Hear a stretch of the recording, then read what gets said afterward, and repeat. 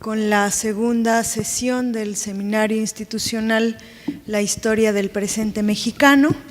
El día de hoy tenemos el agrado de contar con la presencia de la doctora Carmen Collado. Ella es doctora en Historia por la Universidad Iberoamericana e investigadora de tiempo completo en el Instituto Mora. Es parte del posgrado en Historia de la UNAM y coordinadora del Seminario Permanente de Historia Contemporánea y del Tiempo Presente en México, que, como sabemos, es uno de los referentes más importantes de este campo historiográfico en nuestro país. Ella es especialista en el estudio de las derechas y las élites empresariales, así como en historia contemporánea y del presente. Es una prolija académica que ha publicado libros como Las derechas en el México contemporánea, del año 2015, y Dwight Morrow, Reencuentro y revolución en las relaciones entre México y los Estados Unidos, 1927-1930, que fue publicado en el 2005. Nos sentimos muy honrados de contar con su presencia el día de hoy para discutir estos interesantes textos que nos ha propuesto sobre la historia del tiempo presente y bueno, le damos la bienvenida, doctora. Bueno, muchas gracias, buenas tardes. Primero que nada quiero agradecer la invitación para participar en este evento y me da mucho gusto ver a algunos queridos colegas aquí que se unirán, ¿verdad?, a esta reflexión sobre lo que se puede entender por historia del tiempo presente, porque no existe una idea acabada ni unánime por lo que se entiende por historia del tiempo presente. Varía de país a país, de continente a continente, y entonces, bueno, una parte de mi presentación se referirá a la peculiaridad mexicana y otra a las objeciones, a las características que se le han dado a esta historia del tiempo presente. Bueno, mi experiencia en el campo de la historia, primero contemporánea y después lo que puede llamarse historia del tiempo presente, proviene básicamente de mi experiencia docente. Prácticamente desde que empecé a dar clases de grado y de posgrado, me encargué había yo investigado sobre la historia contemporánea y entonces me encargué de los cursos de México en el siglo XX y eso me llevó a incursionar en una serie de textos que se habían escrito sobre lo acontecido en México después de la Revolución Mexicana. Y encontramos nosotros que a partir de sobre la Revolución Mexicana hay muchísimo escrito y sobre la posrevolución un poco menos, pero a partir de 1940, o sea, después del régimen de Cárdenas, prácticamente son muy pocos los historiadores que han incursionado en la historia del contemporánea y del tiempo presente. Después veremos a ver estas fronteras que tanto se difunden o no, y nos encontramos con que los textos de los que disponemos los historiadores son de otros científicos sociales, de sociólogos, de politólogos, de antropólogos, de internacionalistas, pero muy pocos textos de historiadores. Y aparentemente la razón o una de las razones principales que explican este abandono, digamos, por parte de los historiadores de etapas más recientes, son las ideas en torno a la necesidad de que exista una distancia temporal grande entre el objeto de estudio y el historiador. Y esto, de acuerdo a los cánones de la historia, cuando la historia se profesionaliza en el siglo XIX, solamente es posible lograr la objetividad cuando existe una distancia temporal y cuando los procesos ya se han cerrado, se han terminado y entonces el historiador puede caminar por terreno más seguro.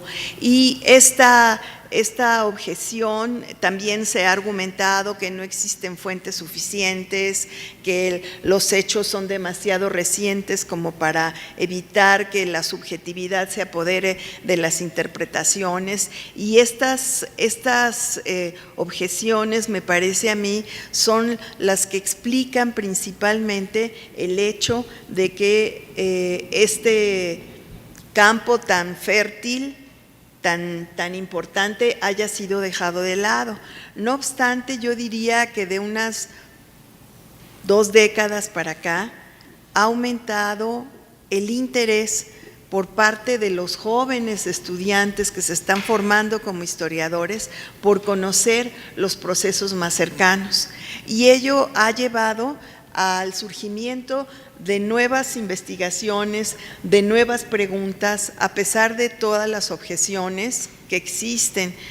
Si ustedes revisan, por ejemplo, una de las revistas más importantes de historia de México, que sería la Historia Mexicana, la mayor parte de los artículos son sobre la colonia o sobre el siglo XIX, y es muy poco lo que hay sobre el siglo XX.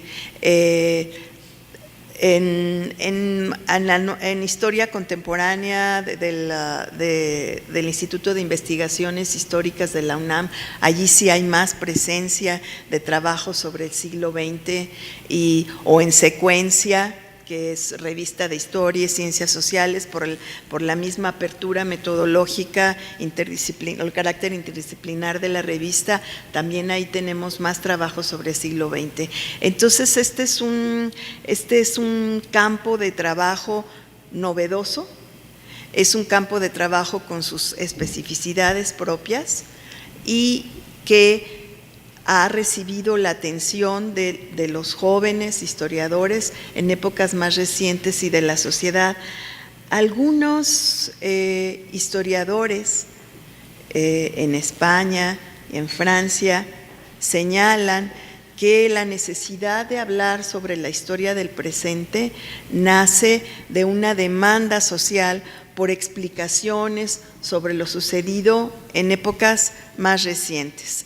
En general, en los que han escrito sobre historia del tiempo presente desde Europa, tienen muy clara la división entre historia del tiempo presente e historia inmediata o reciente. Ellos dicen la historia inmediata o reciente es de la que se hacen cargo los periodistas, pero la historia que tiene una conexión pasado-presente, la historia hermenéutica, esa es la que se hace como historia del tiempo presente. En México, en América Latina, sobre todo en Sudamérica, se empieza a hablar de historia del tiempo presente a partir de la Guerra Sucia y de las dictaduras y el camino hacia la democracia. O sea, aquí sí podríamos decir que coincide esta preocupación por algo que hay que develar, que urge, que socialmente es una necesidad, como pasó en Europa con la Segunda Guerra Mundial y con el colaboracionismo francés, en ver qué fue lo que pasó durante la Guerra Sucia, quiénes actuaron, cómo actuaron, qué intereses estaban detrás y cómo se explica la transformación a la democracia, el tránsito hacia la democratización en América del Sur. Esta historia urgida de explicaciones de un pasado traumático es muy comúnmente como se inicia la historia contemporánea, del tiempo presente. Y ahí el peligro que hay que cuidar es no confundir a la memoria o al memorial o a los lugares de memoria con la historia propiamente interpretativa y que tiene una metodología. En el caso de México, yo creo que la preocupación por la historia del tiempo presente tiene cuando más 2 décadas. Cosío Villegas, en su 4ª llamada particular a la historia moderna de México, señala que el periodo de la República restaurada y el Porfiriato corresponden a la historia moderna de México, un periodo caracterizado por el afán modernizador y por las rápidas transformaciones en la economía, en la sociedad, la apertura hacia el capital extranjero, las relaciones con todos los países europeos y los más posibles del orbe, y la modernización acelerada que se vive. Y señala que la historia contemporánea de México empieza con la Revolución. Y él, ¿en qué se basa para decir esto? Lo que dice es, con la Revolución Mexicana surge una sensibilidad, una preocupación por lo social que antes no había privado.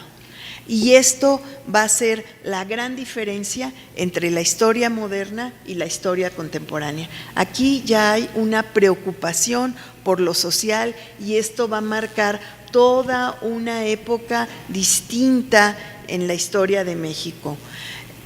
Posteriormente, muchos de los participantes en el movimiento estudiantil del 68 empezaron a construir una historia que presentaba al 68 como un parteaguas, como una ruptura a partir de la cual se había iniciado un proceso distinto. En México habían iniciado las preocupaciones por la democracia, etcétera, y entonces, por ejemplo, en la obra de Lorenzo Meyer y de Ilan Bisberg, una historia contemporánea de México, se dice que la historia contemporánea inicia en el 68, porque ahí, en ese momento, se produce una ruptura, la sociedad empieza a demandar democracia, empieza a organizarse y a raíz de ese movimiento inicia una larga transición hacia la democracia que culminaría con la alternancia en el poder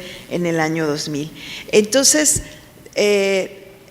otros autores que se han dedicado sobre todo a la guerra sucia en México, a los desaparecidos, etcétera, sí ya nos hablan de historia del tiempo presente, un poco retomando esta periodización que se establece en América del Sur. Entonces, como ustedes ven, esto es un debate abierto, no existen definiciones claras de dónde empieza la historia del tiempo presente, dónde termina la historia contemporánea, y no tenemos certezas. Entonces, pues más que nada, esta plática lo que busca es discutir sobre las polémicas que se generan a partir de estas definiciones.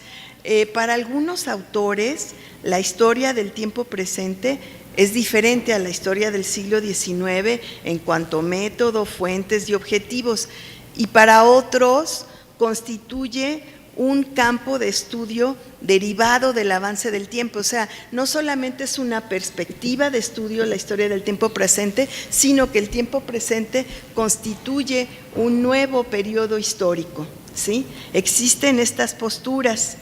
Entonces, bueno, lo que se argumenta es que las crisis profundas del siglo XX fueron las que abrieron la necesidad de explicar lo que había sucedido recientemente. Y había también una demanda de parte de la sociedad. Por ejemplo, en Francia, algunos de los debates más importantes que surgieron fueron alrededor de qué pasó en la época de Vichy en Francia. ¿Cuál fue la colaboración o no? Porque la historia oficial decía, o la historia más difundida decía que se habían opuesto, que había sido una imposición, y entonces surge toda una investigación de cómo hubo muchos franceses que apoyaron al nazismo, que estaban de acuerdo con esto, que colaboraron en la persecución de los judíos y en el envío de judíos a campos de concentración, e incluso en experimentaciones como matar personas con gases en camionetas o con balas envenenadas, etcétera. Y entonces surge en 1978 el Instituto de Historia del Tiempo Presente en Francia, que se va a ocupar de lo que había pasado de 1939, digamos, o en adelante, o 35, con el ascenso del nazismo y la llegada de la República de Vichy en Francia.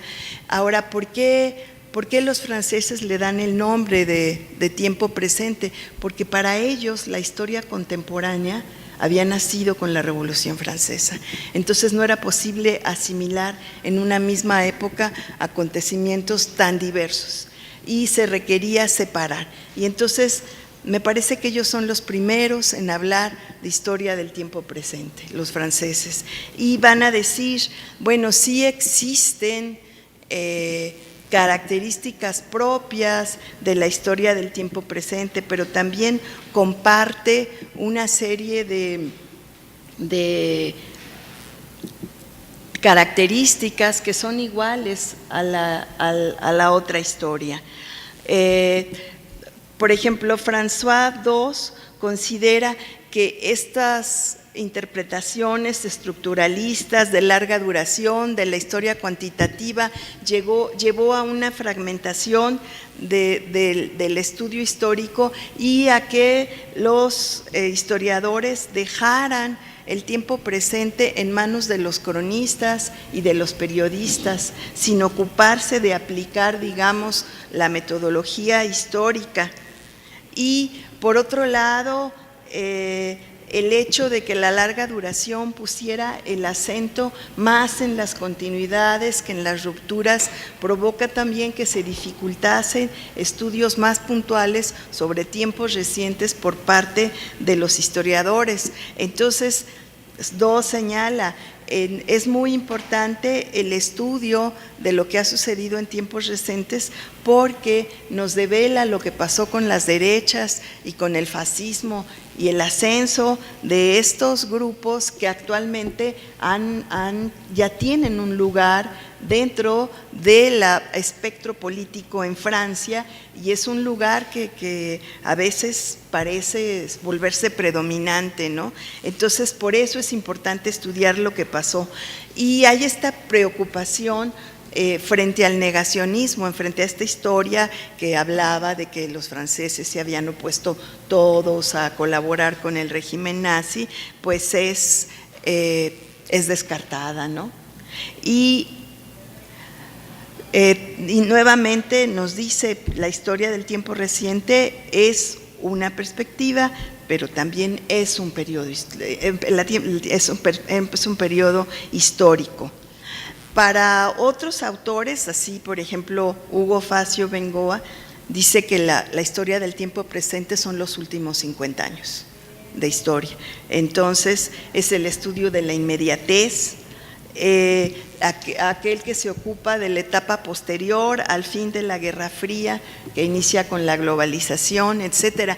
Entonces, hay toda una corriente de historiadores y de pensadores que después de la caída del muro de Berlín en 1989, incluso Francis Fukuyama llegó a aseverar que se había terminado la historia, que habíamos llegado al fin de la historia porque se había terminado la confrontación entre capitalismo y socialismo debido a la caída del tiempo real, del socialismo real. Después él mismo ha modificado esta postura, la ha matizado y ya no afirma esto, pero fue tal la ruptura que provocó la caída del socialismo real que muchos autores pensaron que esto constituía una ruptura. Y yo creo que nosotros, los mexicanos, tendríamos que pensar si esta transformación del mundo tuvo ecos en México y si esos ecos constituirían lo que podríamos denominar una historia del tiempo presente. Me parece que ahí vale la pena indagar sobre las rupturas que se presentaron y releyendo esto que escribió Cosío Villegas a principios de la década de 1950, cuando dice: la Revolución Mexicana está marca el surgimiento de la historia contemporánea por la preocupación de lo social. O sea, cuando la preocupación de lo social empezó a ser dejada de lado por los políticos e incluso por la sociedad en México. Creo que esta podría ser una pregunta muy fructífera que a lo mejor nos haría poder diferenciar entre historia del tiempo presente e historia contemporánea. Aunque existen, ¿verdad?, los historiadores que afirman que el 68 marca la ruptura, pero no todos están de acuerdo, porque, por ejemplo, hay quienes, la mayor parte de la historia, la mayor parte de lo que se ha escrito sobre el 68, podríamos decir, es por coetáneos, es por gente que de alguna manera lo vivió o era niño cuando esto sucedió y escuchó lo que se decía de este movimiento.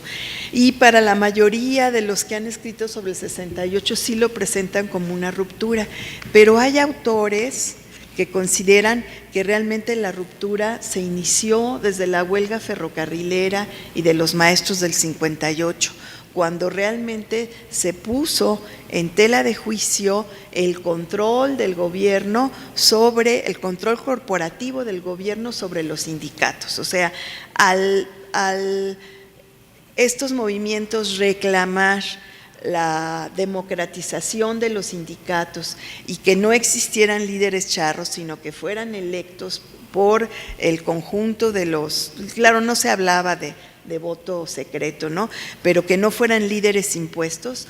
Aquí se nota para algunos una ruptura que también creo que vale la pena pensar en ella. Si realmente la ruptura se inicia en estos años, si la respuesta tan violenta de parte del Estado se debe a que estos movimientos iban al corazón del control corporativo que el gobierno ejercía sobre los más importantes sindicatos del país. Entonces también hay esta perspectiva de que en realidad la ruptura se inició en el 58 y que se van dando oleadas.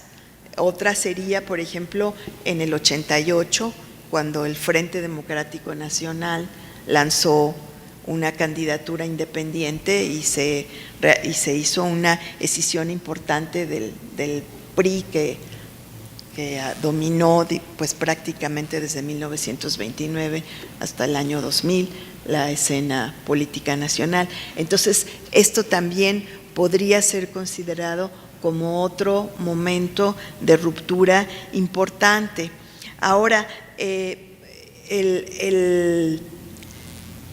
fin de la Guerra Fría, ¿qué tanto podría adecuarse o no a un nuevo periodo en México?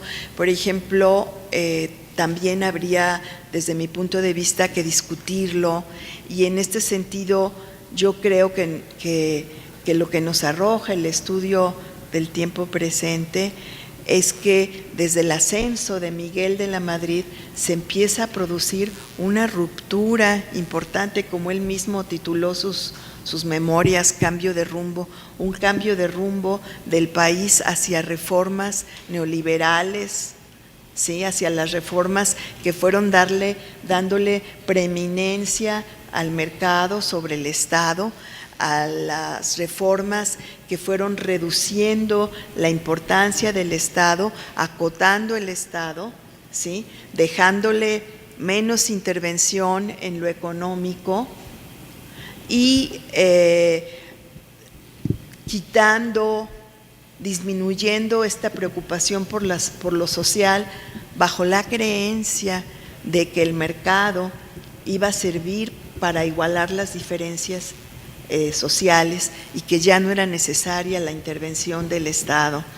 Entonces, habría que pensar, me parece a mí, la propia periodización emanada de los acontecimientos en México, y que esta ruptura con el modelo anterior creo yo que la culminación sería 1994 con la firma del TLC, del Tratado de Libre Comercio con Estados Unidos, donde México se abre a la globalización plenamente y donde con la firma de este tratado también se intenta impedir que las reformas constitucionales que se han hecho, los cambios que han ido dejando atrás este Estado benefactor a la mexicana muy venido a menos, para que ya no se pudieran hacer cambios que volvieran a ese pasado, anclándolos a un tratado de libre comercio con Estados Unidos y Canadá. Pero nuevamente, si nosotros pensamos, no recuerdo si es en 1986 o 87, cuando Miguel de la Madrid se adhiere al GATT, que es el antecedente de la Organización Mundial del Comercio, y que frente a la crisis económica y la incapacidad de disminuir la inflación por diversos medios, se abre la frontera a los productos importados para bajar los precios internamente, y entonces realmente esta apertura pues inicia con la entrada de México al GATT. Entonces siempre nos está remitiendo al gobierno de Miguel de la Madrid, donde prácticamente es la misma élite que en el gobierno de Salinas, ¿sí?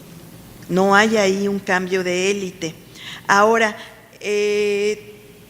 la cuestión de la objetividad y de la necesidad de una distancia entre el historiador y su objeto de estudio, que ha sido pues una de las principales preocupaciones de la historia del tiempo presente o de la historia contemporánea. También la comparte, por ejemplo, Eric Hobsbawm, que es uno de los grandes historiadores, ¿no?, que tuvimos en el siglo XX. Y Eric Hobsbawm decía: yo me negué a hacer historia contemporánea porque los acontecimientos no estaban concluidos, porque los ciclos no estaban cerrados. Y entonces yo me negué a escribir porque estaba de acuerdo en que es necesario que los procesos se cierren y que pase un tiempo determinado. No obstante, cuando viene la caída del muro de Berlín y la desaparición del socialismo real, Hobsbawm cambia de opinión.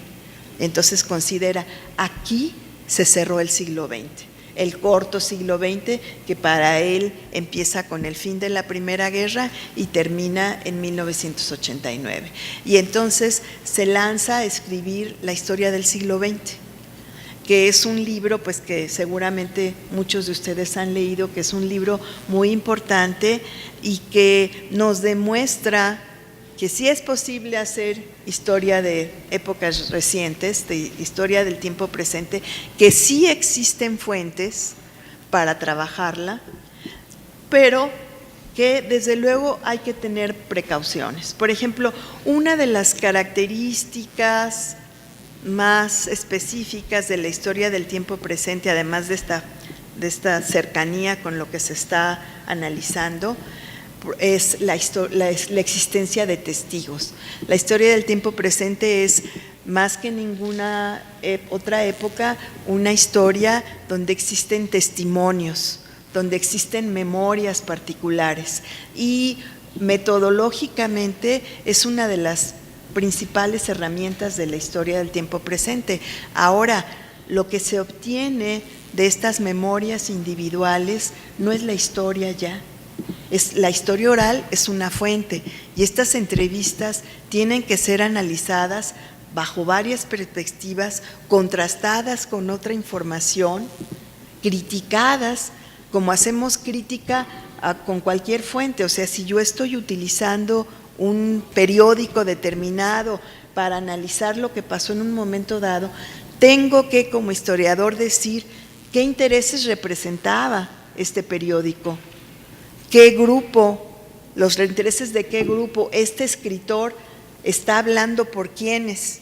Y así como hacemos esta crítica de fuentes, lo mismo tenemos que hacer con la historia, que al mismo tiempo es una narrativa, entonces la tenemos que analizar como una narrativa, y a la vez, cuando el testigo es entrevistado, él mismo va elaborando una historia sobre su pasado personal y sobre el pasado que le tocó vivir. Entonces nos estamos enfrentando a una interpretación particular que seguramente corresponde a la de un grupo social, no es algo aislado, no es solamente lo que se denomina egohistoria, porque si hablamos de egohistoria, creo yo que podríamos caer muy fácilmente en el error de considerar que la visión personal es única e individual, cuando en realidad también es una construcción social, también forma parte de lo que se piensa, de lo que se discute, de lo que está en la atmósfera de los contemporáneos.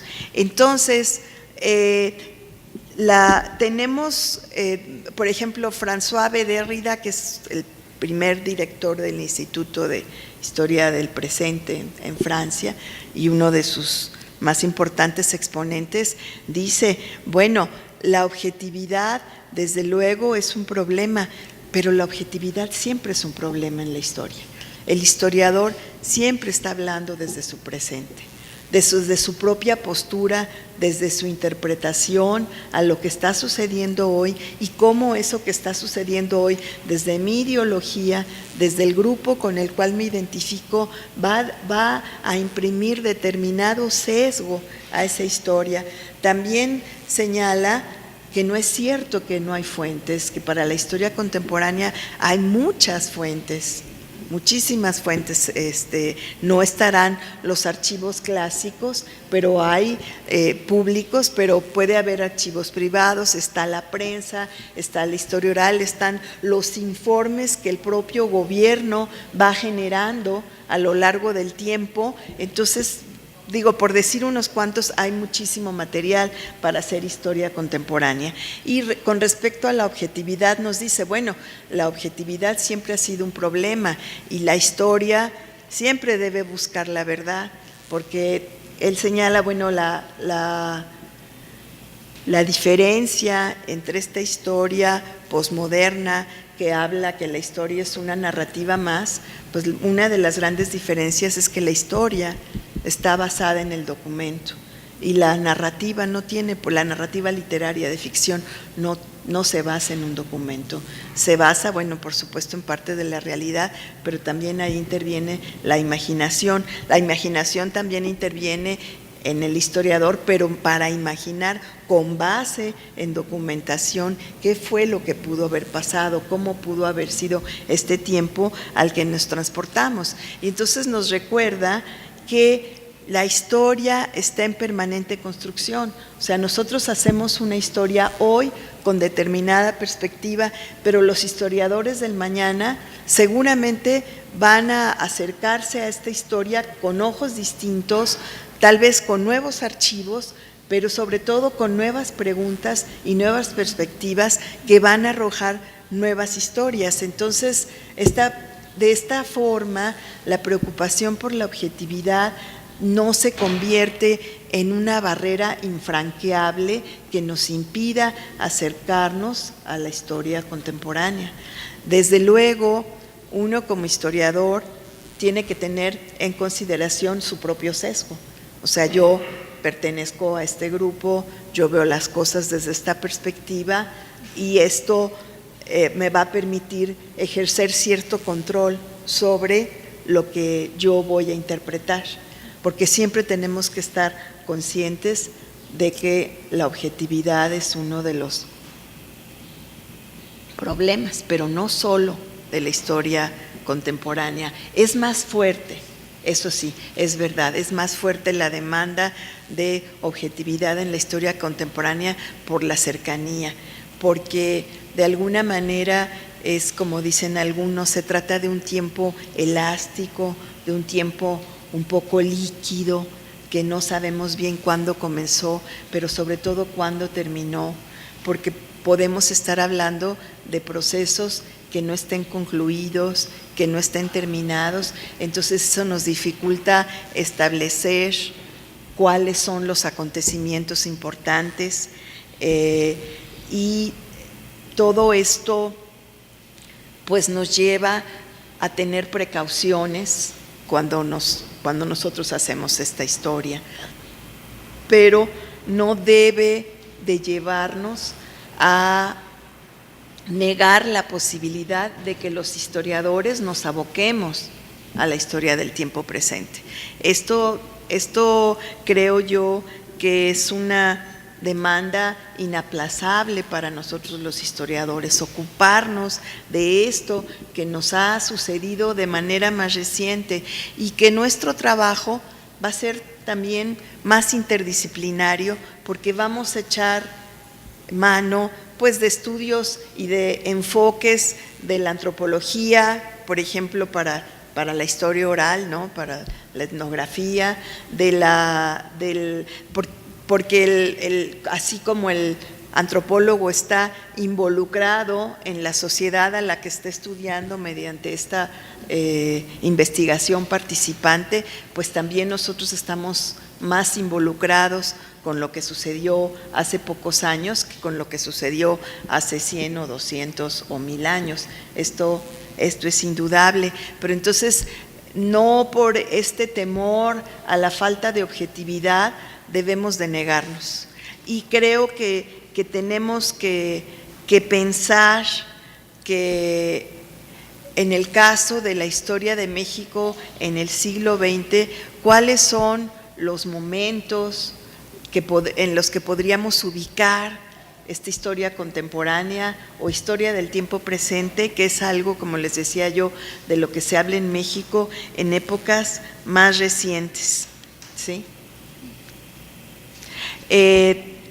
Otra de las historiadoras importantes del tiempo presente, Josefina Cuesto Bustillo, en España, que pues para los españoles es muy importante la historia de la guerra civil, ¿no? Algo que durante la dictadura fue negado y entonces redescubrirlo a partir de la muerte de Franco, donde hubo mayor libertad.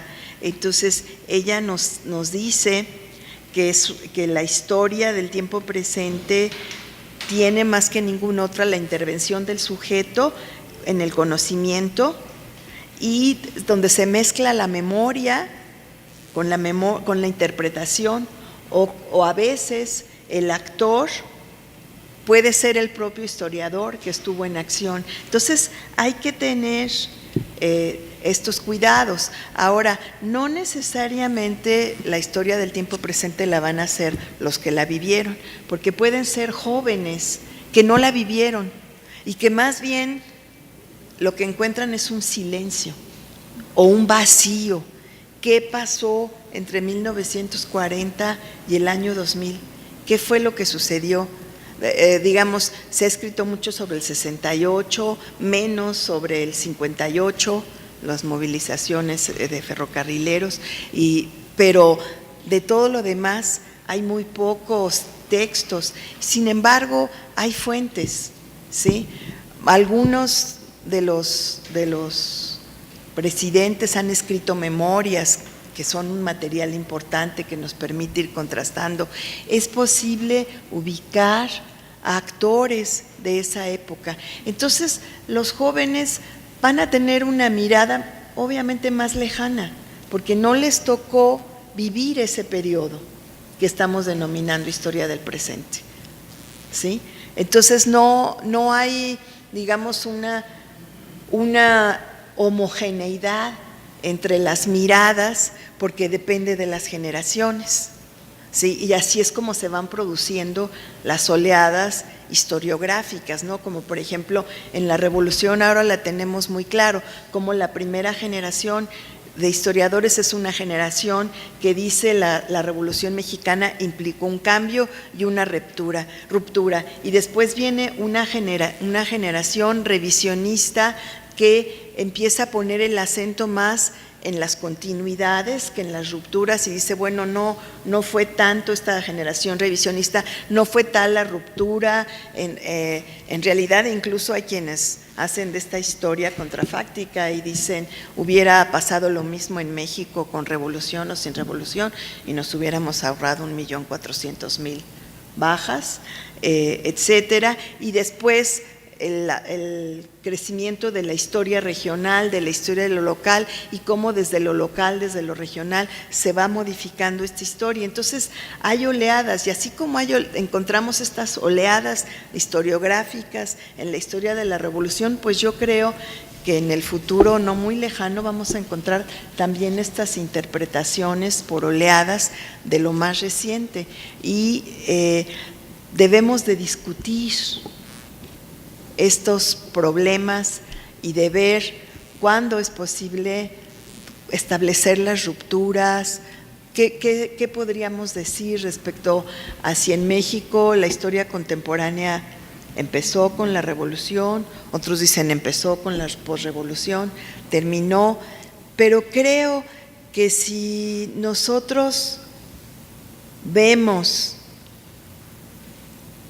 las características que ha tenido el Estado y su compromiso o no con la sociedad a lo largo del periodo posrevolucionario, sí podemos establecer rupturas que nos ayudaran a señalar cuándo se inicia un periodo o no, o a señalarlo por lo menos para los fines de nuestra propia investigación. Ahora, la historia del tiempo presente, por su naturaleza, tenemos que ser muy cuidadosos en no confundirlo con la memoria, porque no es lo mismo, ¿sí? En no mezclarlo con los lugares de la memoria, con solamente lo conmemorativo, porque eso no. Y no es la historia, no es la interpretación del pasado por el presente. Y debemos también de tener mucho cuidado de no mezclar la historia con la historia oficial, porque en la historia del presente, en lo que está sucediendo en el momento, también se mezclan los intereses particulares de los gobiernos, de los grupos, de las políticas en turno, y también hay una demanda por hacer una historia, y nosotros tenemos que ser muy cuidadosos con el compromiso de la verdad y en el compromiso de la independencia de nuestro conocimiento, más allá de estas exigencias o de estas demandas de lo actual que tenemos. Bueno, pues con estas reflexiones yo concluiría y lo que les quería decir, y bueno, desde luego me encantaría escuchar sus puntos de vista sobre este tema tan sujeto a polémica todavía. Muchas gracias.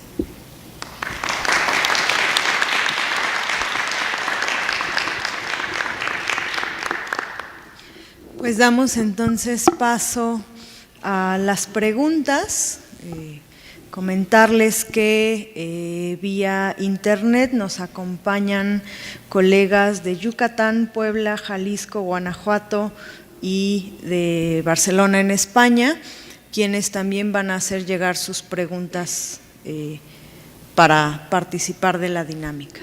Así que pueden levantar la mano y vamos dando la palabra.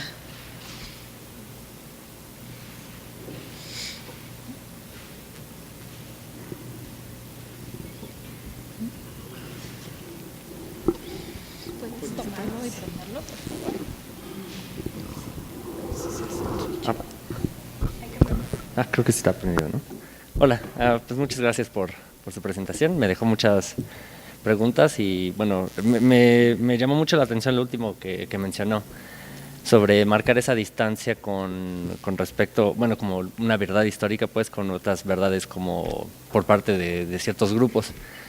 Y no sé qué tanto conviene hacer esa separación o más bien dialogar con, o sea, si más bien hay que dialogar con esas verdades porque son parte de los imaginarios que se crean, ¿no? Entonces, finalmente, pues, esa discusión puede ser como bastante enriquecedora y quizá es lo que hace la diferencia de la historia del tiempo presente con otras, ¿no? Que esos vacíos que normalmente nosotros tratamos de llenar con fuentes, en ocasiones están llenos con ideología, con ciertas construcciones, ¿no? Entonces, no sé, era nada más una observación de eso y cuáles son, quizá la pregunta es, ¿cómo abordar esa discusión con, no sé, con varias narrativas, ¿no? Que pueden ser como contradictorias entre sí.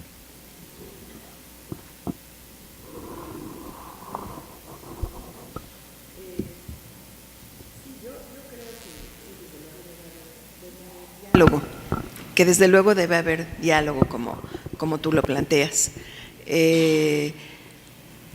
Pero no olvidarnos que nuestro trabajo finalmente a lo que aspira es a llegar a la verdad, aunque sea una verdad parcial, aunque sea una verdad provisional que más adelante pueda ser desmentida.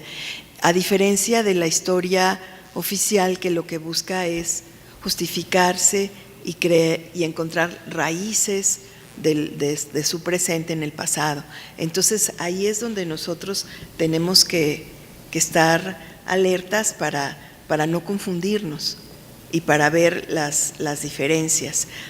Finalmente los objetivos de una y otra son diferentes.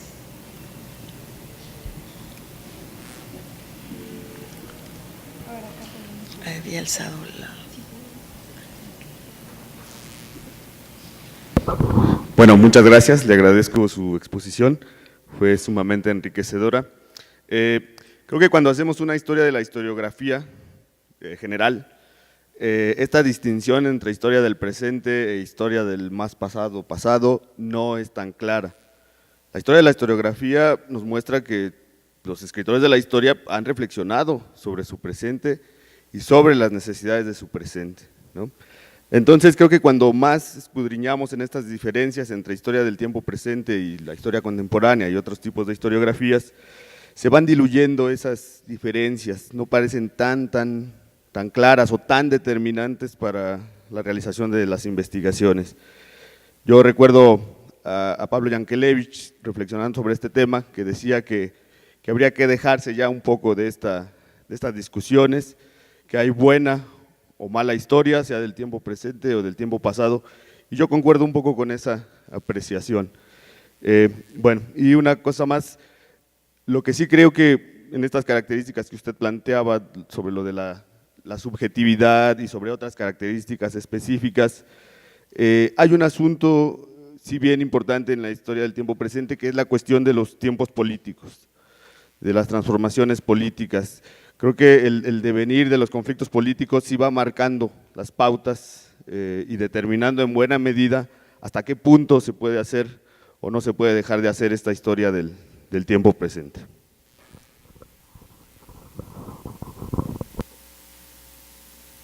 Bueno, yo sí creo, o sea, que la historia del tiempo presente son dos cosas, ¿no? Desde una perspectiva de análisis, pero también un periodo, ¿sí? O sea, son las dos cosas al mismo tiempo. Y esto sería lo que marca la diferencia entre la historia que se refiere a épocas pasadas.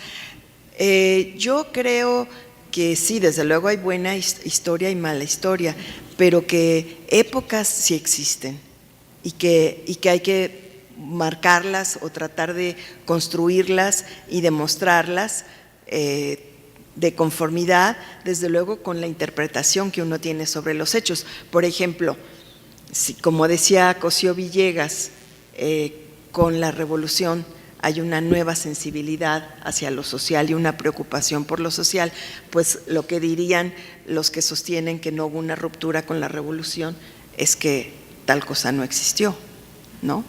Si no hubo una ruptura, aunque ellos se refieren más a lo político que a lo social. Entonces yo sí creo que nos resulta útil pensar en periodizaciones y que es importante que tengamos en consideración, digamos, los peligros o las dificultades, más que los peligros, las dificultades que encarna acercarnos a periodos más recientes si tenemos una memoria de lo que pasó, si tenemos testimonios y cómo tratar esos testimonios, cómo tratar a la prensa, los informes oficiales. Yo sí creo que es útil que el historiador se ubique en periodos y que trate de definir esos periodos, porque son dos de las variables de la historia, el tiempo y el espacio. Entonces, yo sí creo que la periodización es importante, no solamente si es buena o es mala la historia, creo que sí existe, cuando nos estamos refiriendo a una historia, no sé, pensando en jóvenes historiadores, si quisieran hacer ¿qué pasó cuando el Yo Soy 132? Que seguramente los que están estudiando ahora la maestría e incluso la licenciatura tienen algún recuerdo de eso, ¿no?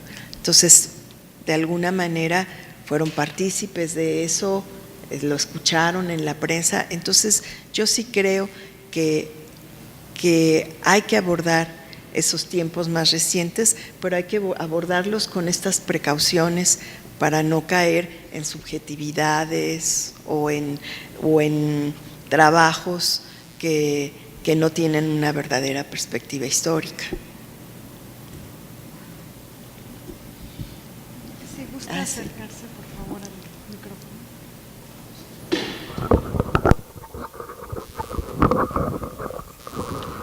Sí, buenas tardes.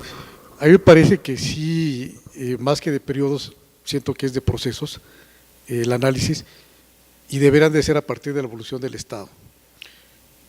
Porque ya en la época contemporánea, el advenimiento de los Estados, evidentemente que hay una evolución, la creación de oligarquías, y estas oligarquías a su vez generan élites, bien para implantar o para preservar los intereses. Y lo vemos muy claro, hace rato los ejemplos que usted daba de hechos muy concretos, decía usted que hay historiadores que dicen que quizá un punto puede ser cuando los movimientos o demandas obreras por democratización, y eso no es cierto. O sea, quienes hemos leído los Flores Magón, sabemos que el programa del Partido Liberal Mexicano desde 1906 ya planteaba democratizar los sindicatos, la jornada de 8 horas, el trabajo de mujeres embarazadas, e incluso lo que acaban de aprobar la semana pasada, ¿no?, el reconocimiento como trabajadoras a las señoras que hacen servicios domésticos. Entonces, finalmente, estos acontecimientos hechos no marcan la evolución o de un hecho histórico, sino yo creo que se explican a través de cómo operan esas oligarquías, que a su vez imponen élites, y el estudio que nos ha pasado, quizá no sé cómo pasa en las privadas, pero que nos formamos en instituciones públicas, que queríamos tener esa visión crítica, nos negaban incluso las tesis a nivel de licenciatura cuando queríamos hacerlo. ¿Por qué? Porque nos dábamos cuenta ya desde ahí que las universidades públicas operan una oligarquía académica, que a su vez pone élites académicas y que a su vez, como decía Chomsky, son intelectuales orgánicos, y no querían que tocáramos al sistema ni con el péndulo de una crítica, ¿no? Entonces nos dirigían supuestamente entre comillas las tesis, pero nos hacían que quitáramos todo lo que tenía mucho del aparato crítico, que era precisamente en esa lucha ideológica en contra de lo que estaba pasando. Entonces me parece que si lo abordamos desde la evolución del Estado y sus atavismos, porque los hay, entonces vamos a encontrar que los cambios estructurales realmente al sistema, al menos ya en México, ya en lo concreto, sería real e institucional a partir de que en 1997, por ejemplo, es la primera vez que el Congreso de la Unión hay una legislatura de oposición, y el sistema presidencial monolítico ya no pudo hacer lo que estaba acostumbrado a hacer. Entonces me parece que si queríamos ver hechos históricos reales e institucionales, que ya por fortuna ya del 97 para acá ya no se controla el Congreso por una sola fuerza política, me parece que eso sí sería para abordar. Y si vemos los elementos, por ejemplo, que como se constituye el Estado, uno de ellos es la población. Y entonces esa población, ¿a qué intereses obedece o cómo actúa o cómo interactúa en el intrasistema del Estado Nacional y en el megasistema mundial? Que me parece que a raíz de lo que usted también atiradamente comentaba, del advenimiento también del neoliberalismo, cómo en México se implantan esas políticas y venía a ser también una especie como de proceso histórico, porque sí nos pegó a todos en el momento de que se nos implanta la forma de cómo tenemos que manejar las finanzas públicas, por ejemplo, que después ya lo ponen pero clarito con el Consenso de Washington, ¿no?, por ejemplo, en los 90s. Entonces yo creo que la mejor manera de abordarlo sería a través del análisis de la evolución del Estado y la interacción de los factores reales de poder intraestatales y extraestatales, y después, como bien usted lo dice, localizar para quién está jugando cada uno de los actores políticos e intelectuales en nuestro país, y me parece que ahí es cuando podemos dar una visión crítica a nosotros, primero explicarnos a nosotros qué está pasando, y posteriormente a quienes nos lean o nos vean después, qué tanto fuimos asertivos o qué tanto estábamos de alguna manera también por esta efervescencia política ahí en el país, nuestra objetividad o inobjetividad de la crítica, ¿no? Gracias. Pues nada más diría yo que es una propuesta de las distintas posibilidades de periodizar. No estoy diciendo que una sea la correcta, sino que son rupturas que podrían presentarse como inicios de procesos más largos, de periodos de tiempo, a reserva de que siempre lo que hacemos pues es provisional, porque vienen otros y escriben nuevas historias. Sigue el doctor, una de la computadora. Ya, no, se oye, ¿verdad? Muchas gracias, Carmen, por esta exposición que nos pone delante de un montón de problemas que implica entrar a discutir esta temática, este concepto, este enfoque. Quiero mencionar dos cosas que me brincan más. Si hay tiempo luego plantearé alguna otra. Una primera, esta definición o manera de nombrar. Hay lo que muchas veces decíamos antes, historia reciente, en el entendido de hacer historia de tiempos próximos, de una manera indeterminada. Me acuerdo cuando hace muchos años estudiaba la licenciatura, era norma, regla, ¿no? de algunos profesores que decían, un historiador no puede hacer historia de procesos, tú lo mencionaste, de 50 años para acá, ¿verdad? Era así como un axioma, ¿verdad? Pero digamos que historia reciente podría aludir a una proximidad temporal. Ahora, el término de historia del tiempo presente, que además me parece que para efectos de este seminario además hay una modificación, porque además es historia del presente, ¿sí? Es decir, hay maneras al introducir el término presente, no alude solamente a historia próxima en el tiempo, sino a una conexión entre de procesos o de fenómenos o sucesos a estudiar con el hoy, y yo entiendo el presente como el hoy. ¿Desde cuándo hoy es el hoy? Bueno, habría que ver, creo que eso está muy en función de lo que estemos estudiando. Por ejemplo, pensaba que quizá los historiadores del arte tengan menos problema con estos asuntos, ¿no? Por decir algo, o los que hacen historia ambiental, están muy conectados con el hoy. En otras esferas, me pregunto, en historia económica, no tengo idea, pero me parece que ahí tratan procesos usualmente de tiempos más amplios. En fin, o lo que estuvo en boga en una época, historia de las mentalidades, ¿no? Que decían, no, las mentalidades son procesos de larga duración, no son de lo reciente. Entonces, creo que aquí hay una cuestión que sí se puede tomar simplemente como un sinónimo, historia del tiempo presente como de historia reciente, pues lo podemos tomar, no hay ningún problema. Pero cuando pensé, dijo, este término viene de Francia, ¿no? Yo digo, pues a lo mejor es una manera enredada, ¿cómo se llama? Como complicada de decir historia reciente, ¿no? Una manera muy elaborada, ¿verdad? Para no decir simplemente historia reciente. Y pienso, si para españoles o en este caso para franceses, historia de tiempo presente es hablar de la guerra civil o de la guerra mundial, pues estamos hablando de un periodo bastante lejano en el tiempo y de algún modo distante de nuestro presente hoy, aunque en otro sentido también podríamos decir pues que la historia es también una acumulación de procesos y de sucesos y etcétera, y en ese sentido el hoy es el resultado de procesos que vienen de décadas o de centurias o de milenios. Entonces, creo que sí es interesante abrir esa discusión de si lo tratamos como etapa o como enfoque. Es decir, puedo hacer historia de la Segunda Guerra Mundial sin importarme para nada el presente, o puedo hacer una historia de la Segunda Guerra Mundial tomando en cuenta el hoy, ¿verdad? Me parece que esa podría ser una idea. Ahora, el otro punto que quiero mencionar es el de siempre ha habido gente que ha escrito o ha hecho historia, que ha escrito de procesos históricos recientes, siempre lo ha habido. Cronistas, periodistas, gente que escribe memorias, etcétera, ¿no? Bueno, obviamente desde la academia, antropólogos, sociólogos, politólogos, en fin.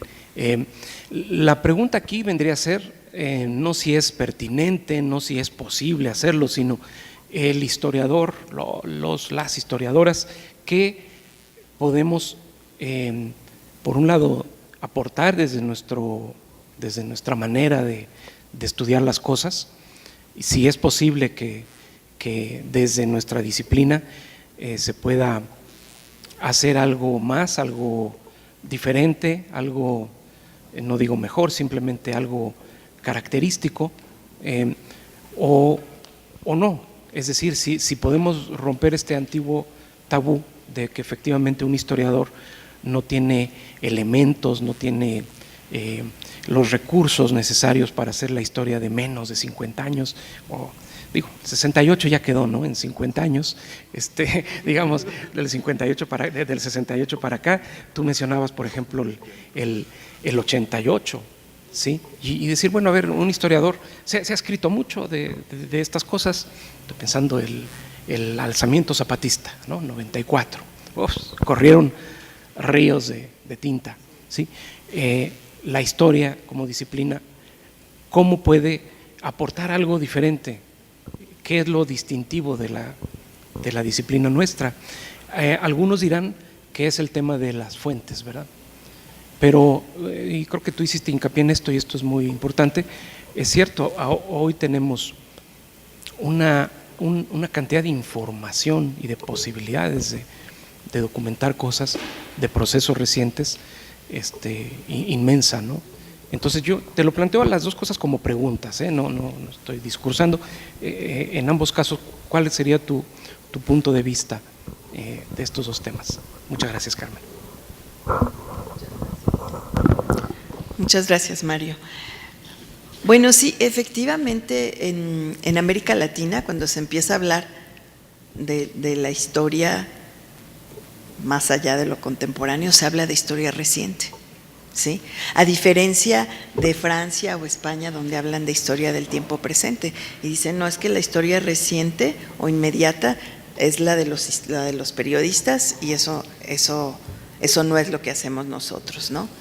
Y el tema de hablar de historia del tiempo presente, yo lo que pienso, bueno, y dentro de 100 años, ¿cómo se irá a nombrar lo que sigue, no? Si esto es la historia del tiempo presente, pues desde luego que creo que esto establece un problema, ¿no?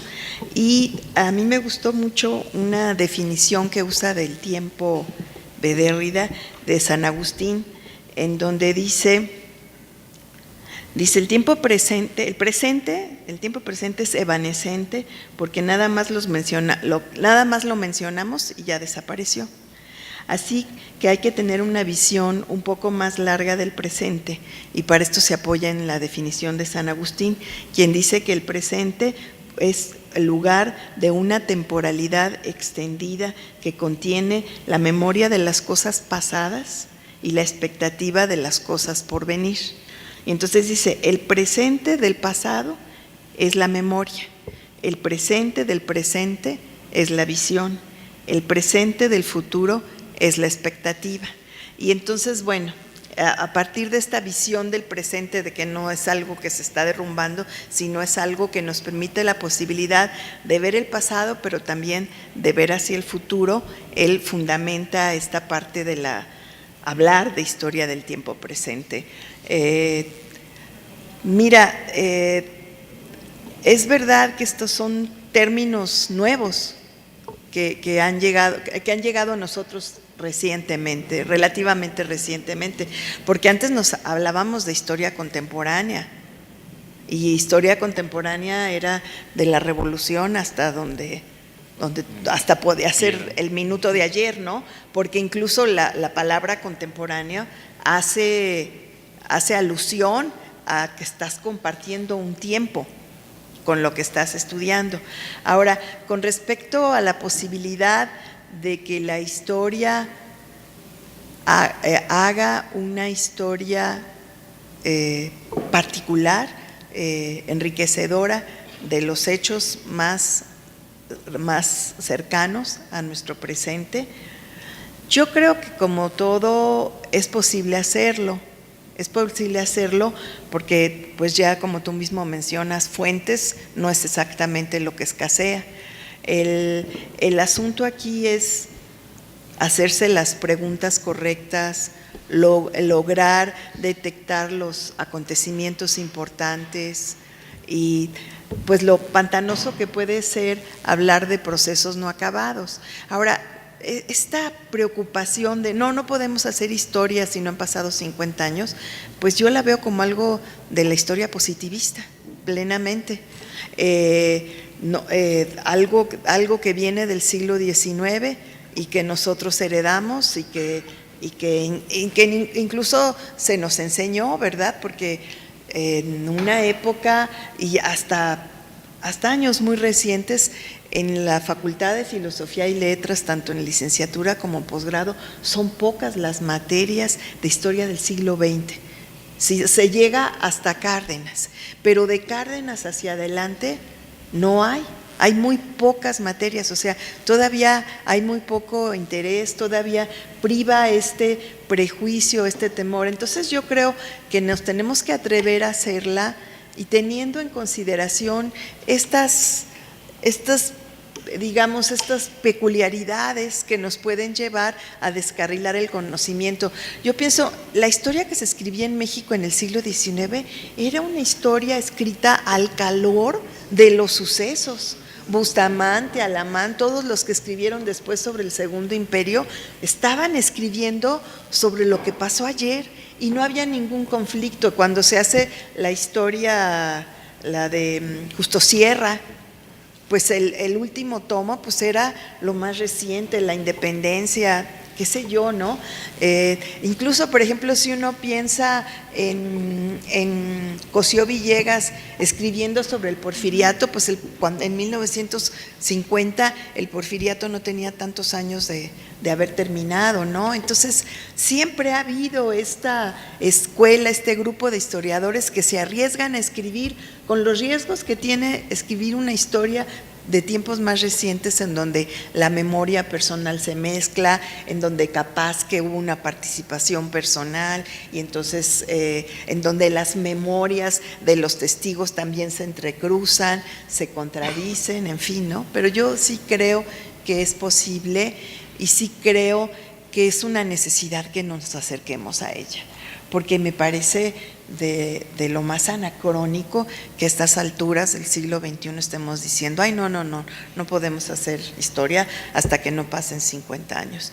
Y en cuanto a las rupturas, yo creo que sí tenemos que repensarlo, qué nos puede funcionar, pero a mí sí me parece que a partir de 1982, con la nacionalización de la banca, hay una ruptura en las élites, empieza a los empresarios a participar activamente en política, van a apoyar al PAN y empiezan a gestarse cambios y después cambios económicos y sociales importantes donde por la crisis primero, pero después por razones de la imposición del nuevo modelo y de la crisis económica misma que el capitalismo había vivido a raíz de la Segunda Guerra Mundial, se va imponiendo un nuevo modelo que yo pienso que tiene repercusiones hasta nuestros días, hasta en la manera de pensar, en la manera como sí nos comimos el cuento de la competencia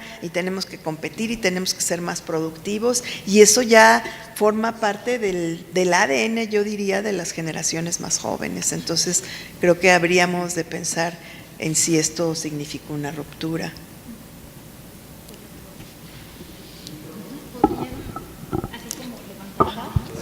El compañero del final. Gracias. Buenas tardes, doctora. Mire, voy a ser breve. Solo quiero comentarle que en la sesión pasada, la doctora, que también nos vino a dar una noción de lo que era la historia del tiempo presente, también partiendo de los análisis de cuando surgió la historia, el Instituto de Historia del Tiempo Presente en Francia y luego en Alemania y Bélgica. Ella mencionó al final unas características que me gustaron más y creo que se contraponen a lo que usted ha dicho, con el debido respeto. Ella mencionó,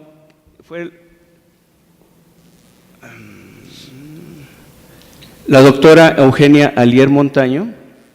Ella decía que la historia del tiempo presente, más que analizarla por periodos, era una forma de escribir la historia. Y dio algunas características. Una de ellas era lo relacionado a las generaciones. Es decir, que solo se podía hablar de historia del tiempo presente cuando existía una generación que estuviera viviendo. Y puso el caso de que, por ejemplo, el tema del 68, hay todavía muchas personas de esa generación que están vivas. Dice, entonces se puede hablar de historia del tiempo presente. Decía, en el caso de la Revolución Mexicana, ya no. Dice, aunque viviera una persona, que es muy difícil, pero aunque viviera una persona, esa persona ya no formó una generación. Entonces, como ya no está la generación, ya no se puede hablar de la historia del tiempo presente.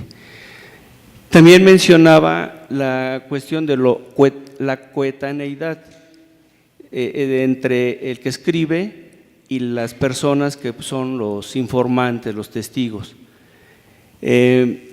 Eso yo lo entendí más, creo que me quedó más claro y se enfoca a lo que usted describió. Usted mencionó ahorita muchísimos temas que pueden ser temas de historia del tiempo presente, pero porque es una forma diferente de escribir la historia. Como ahorita usted decía, cuando pasen 100 años, ¿cómo se le llamará a esta época? Bueno, ya se le encontrará el nombre, la denominación, pero habrá en su momento, bueno, y ahí coincide con lo que usted dice, como Riva Palacio y Lucas Alamán, y en su época estuvieron escribiendo, pero porque estaba un tiempo presente en su época. Ellos hicieron historia del tiempo presente, porque apenas estaba pasando esos hechos y vivían generaciones o personas, o había fuentes que daban origen a esa historia. Entonces, no sé qué opina usted de lo que opinó la doctora Alier Montaño. Sí. Bueno, yo sí creo que no hay que confundirnos con con hacer historia con una determinada metodología por la cercanía de los hechos y si puede haber un periodo que se conozca como historia del tiempo presente. Entonces, a mí me parece que decir que hay una generación viva no es suficiente. Me parece que para hablar de tiempo presente debemos pensar más bien en rupturas ocurridas, a mí me parece. Y bueno, por ejemplo, los autores que usted acaba de mencionar, pues en su tiempo hicieron historia con esa metodología, porque aunque no existían grabaciones de testimonios, ellos iban y hablaban con sus contemporáneos y recogían sus testimonios y sus propios recuerdos, y a partir de eso escribían, ¿no? Bueno, tal vez el más conocido es Alamán, cuando habla de la entrada de las tropas de Hidalgo a Guanajuato y del terror que produjo en la ciudad él como miembro pues de la élite guanajuatense, ¿no? Entonces ellos estaban escribiendo historia del tiempo presente con la misma metodología que tenemos ahora, ¿sí? Entonces cada vez que nos acercamos a historiar cuestiones más recientes, creo que todos los historiadores vamos a usar la misma metodología y bueno, tener en consideración por un lado la perspectiva y por otro lado cómo vamos a nombrar el tiempo que estamos viviendo, ¿sí? Que es la apuesta de algunos historiadores.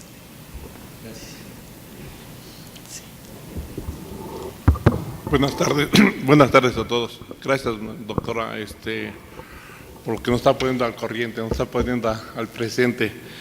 Una de mis interrogantes es que es una demanda social hacer historia presente, porque yo entiendo la historia contemporánea de una época para acá en México, y una de mis interrogantes es, normalmente los historiadores trabajan en instituciones, si realizan historia no oficial y si también de la historia de las mentalidades juega un papel importante en la historia contemporánea o historia presente. Yo entiendo la historia de la mentalidad es un poco de psicología de las masas. En este sentido es mi interrogante, ¿no? ¿Qué tanto ayuda la historia de las mentalidades en la historia presente? Y si los historiadores institucionales como antropología, el MORA, otras, UNAM, hacen historia oficial. Bueno, la segunda pregunta, yo creo que en todas las instituciones hay de todo, ¿no? Hay quienes hacen historia oficial y quienes no. Eso yo creo que no lo podemos negar, ¿no? Y en cuanto a lo de las mentalidades, pues desde luego cualquier enfoque es posible, aunque desde luego yo creo que las mentalidades es más apropiado llamarlas historia cultural, ¿no? Ahora referirnos a ella como historia cultural y no es solamente psicología de masas, porque eso es hay psicohistoria, pero a mí me parece que es un terreno un poco pantanoso, ¿no? Entonces, creo que sí es posible. En mi experiencia, yo diría que las mentalidades tardan mucho tiempo en cambiar, que los cambios, por ejemplo, económicos sí pueden ser radicales de un día a otro y por ende los cambios sociales se van desencadenando, o los políticos, de un día para otro, pero las mentalidades tardan más tiempo porque las personas toman más tiempo en asimilar lo que está pasando, interpretarlo y construir un imaginario. Entonces eso es más tardado en mi experiencia, ¿no? Es muy modesta porque no hay. César, por favor.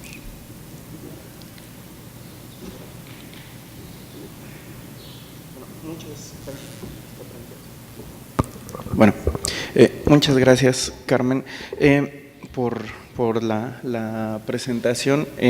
Sí, yo creo que hay muchas cosas que al final terminan aterrizando muy subjetivamente en cómo comprendemos la historia, y también creo que tienen mucho que ver con cómo definimos cada quien los tiempos históricos, ¿no? A partir de a qué coyunturas le damos mayor peso, a qué periodización nos vamos construyendo en la cabeza, ¿no? Sí. Al final tiende a verse la historia como una cronología de principio a fin, pero creo que cada quien desplegamos diferentes cronologías porque ponemos acentos en diferentes acontecimientos, ¿no? Entonces, en la medida de eso, para alguien la historia del tiempo presente tiene que ver muchas veces con una coyuntura significativa, donde interpreta cuando ha habido una modificación radical de la manera de sociabilizar de las personas, ¿no? Ya sea en cuestión social, económica, política, ¿no? A mí me llama mucho la atención, por otro lado, la obsesividad de los historiadores con preguntarse su posicionamiento en el tiempo para contar historia, ¿no? Creo que la historia al final es una caja de herramientas que nos ayuda a acercarnos a temáticas y a procesos. Esos procesos pueden ser de hace 3 siglos o pueden ser de hace 15, 20 días, ¿no? Yo siempre pienso en cómo sociólogos y politólogos no se preguntan mucho acerca de su posición en el tiempo, y con la misma caja de herramientas pueden analizar la política en la Roma antigua o la política en el México contemporáneo, ¿no? Utilizando todo un despliegue de conceptos, metodologías, etcétera. Entonces creo que al final, basándonos en esa idea, los historiadores con esta caja de herramientas, que creo que la más básica es la crítica documental, deberíamos partir también de ese primer paso para, pues sí, reconocer que la diversificación de fuentes o el tipo de fuentes sí tiene mucho que ver con el tiempo histórico que analicemos, ¿no? En la medida en que mientras más tiempo pasa, es más complicado que se preserven determinadas fuentes, ¿no?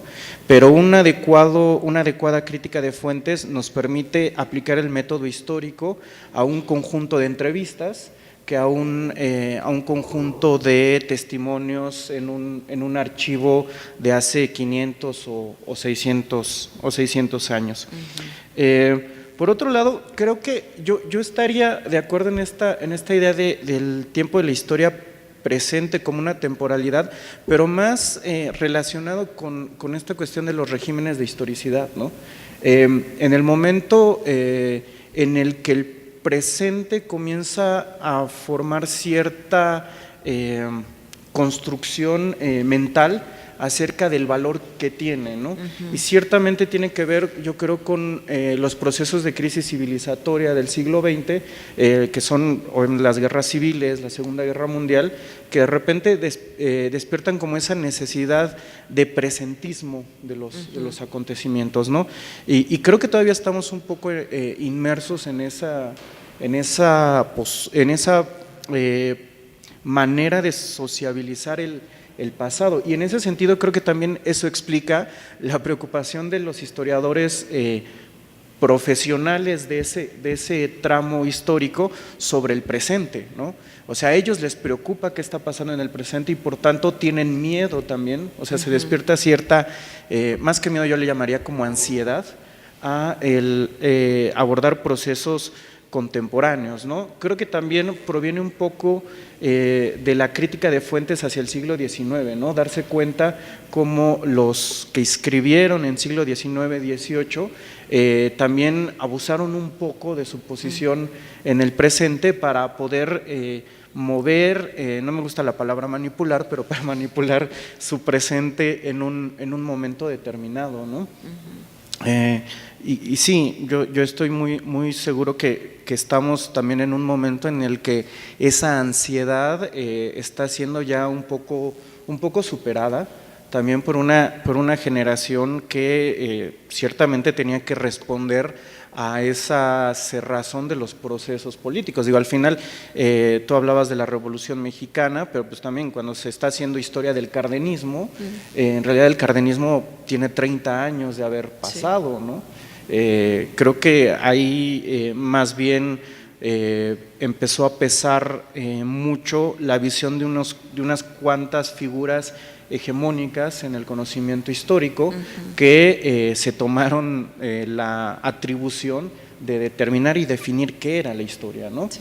En la medida en que se ha ido desgastando esa posición hegemónica de esas figuras, hemos estado viendo ya esta mayor, no sé si llamarle miscelánea, de acercamientos al pasado, ¿no? Pero sí creo que ya para concluir, que sí habría que alejarnos un poquito de esta ansiedad disciplinaria, ¿no? Y más bien sí confiar en la caja de herramientas, ¿no? En los elementos disciplinarios que nos permiten acercarnos a determinados temas o a determinados procesos, ¿no? Gracias. Bueno, pues sí, comparto muchas de tus inquietudes, César. sí hay efectivamente esta ansiedad, ¿verdad?, por ocuparse del presente.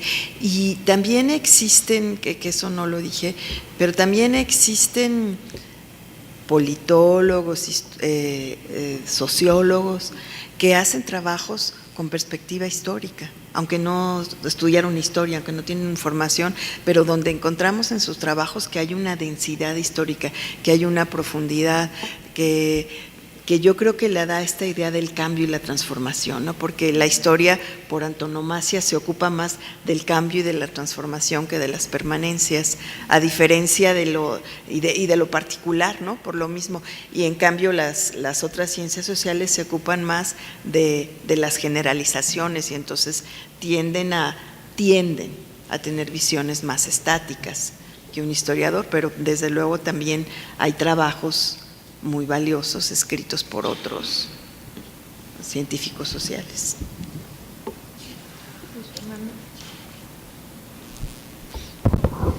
Bueno, yo me permitiré estar en desacuerdo con esta última observación. ¿Por qué hay historiadores tan importantes como Fernán Braudel que no pensaba que la ruptura es lo que importa, ¿no? Es decir, definir la historia como un negocio de la ruptura es imponer una visión de la historia, de la disciplina, a la disciplina. Es decir, hay gente que prefiere Toño García de León, Fernán Braudel, Burkhardt, es decir, uno podrá encontrar cientos de ejemplos de gente que vemos como historiador que enfatiza otras cosas, ¿no? Entonces no estoy muy seguro que haya una definición única por ahí. De las cosas que yo creo que en esta discusión se mezclan como dos cosas, ¿no? Lo decías al principio, en algún momento de las intervenciones. Uno es como un problema como de método, ¿no? De qué estudia, qué no estudia, que si se puede, no se puede, que es una discusión pues que en cierto modo tendría que haberse terminado desde el día que alguien dijo, bueno, y Bustamante publicó en el año 21 una historia de la Guerra de Independencia y lo seguimos tratando como parte de nuestra tribu, pues ya no. Es decir, estudiar las cosas que alguien vio o que en las que participó o que están cerca o lo que sea, pues eso no tendría por qué ser como un problema, ¿no? Es interesante como indicador de el pobre estado de nuestra disciplina que sea un problema, ¿no?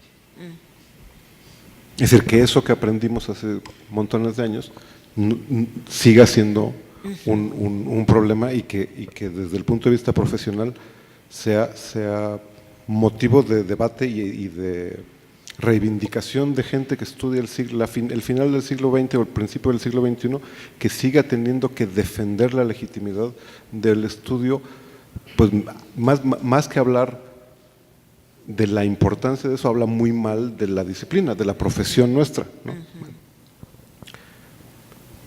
Incluye una serie de consideraciones como teóricas, digamos, y de la profesión que son interesantes y en las cuales no quisiera meterme ahorita, más bien quisiera meterme en cuestionar tu afirmación de que los periodos hay que conservarlos, que hay que defender la idea de una periodización como inmanente,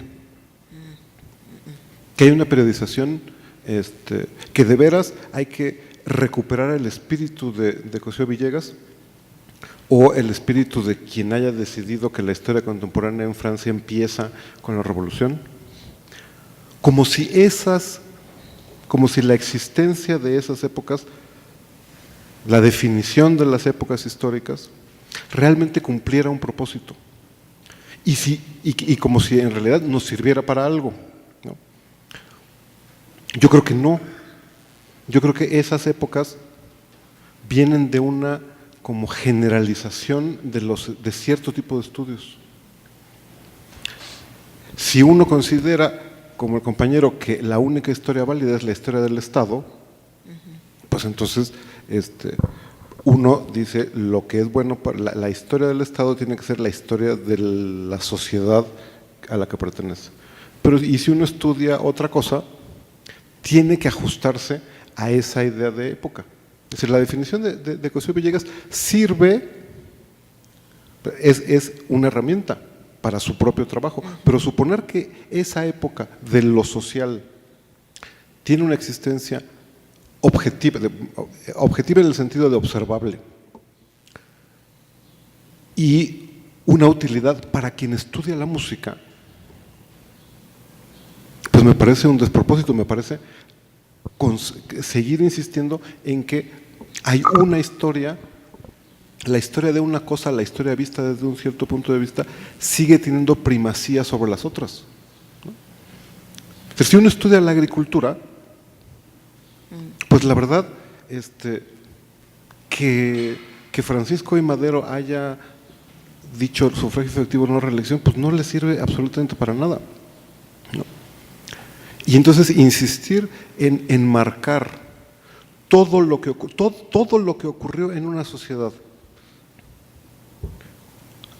bajo la bandera de lo social definido como Cosío Villegas o lo contemporáneo o lo presente, digamos, por usar la definición esa que estaba sugiriendo del neoliberalismo, creo que por un lado de manera silenciosa dice la verdadera historia, la historia que importa es una en contraposición con otras, es decir, estudiar la agricultura pues es menos importante que estudiar, qué sé yo, la nacionalización del petróleo o la nacionalización de la banca.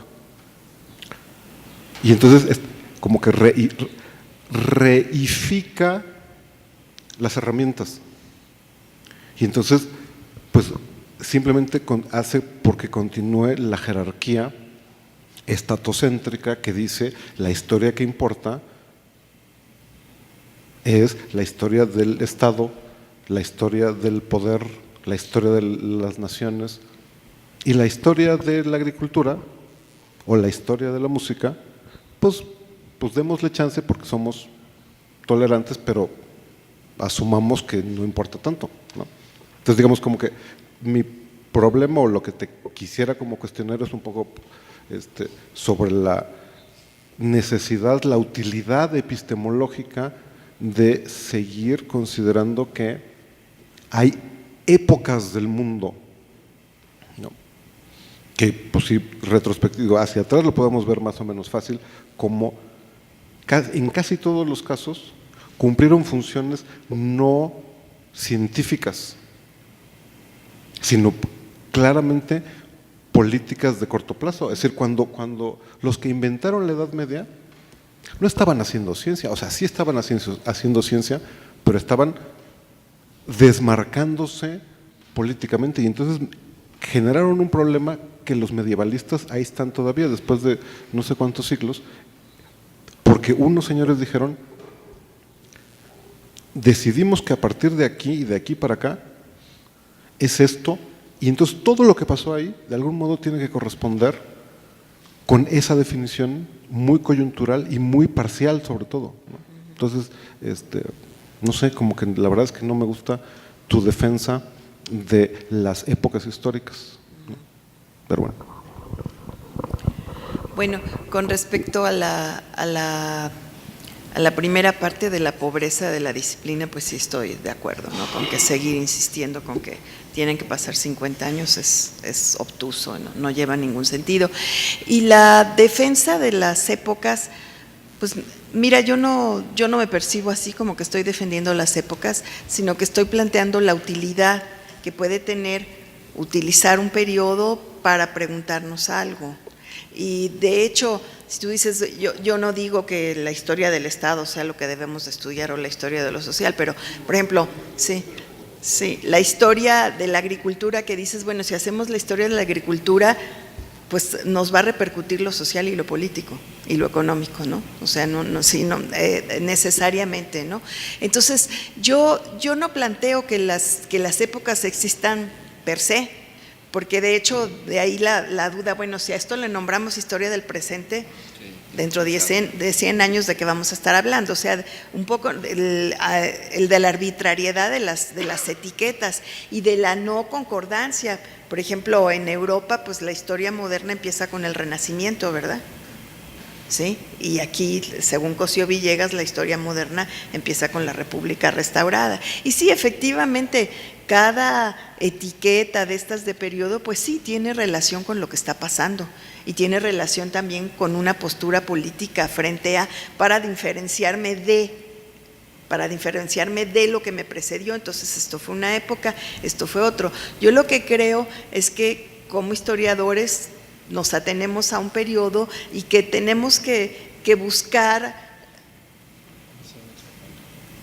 sustentar que existieron una serie de características en ese grupo de años que estamos trabajando, simplemente, ¿no? Y bueno, son etiquetas que pueden ser útiles o que pueden ser inútiles, pero que ahí están y que se discuten, ¿sí?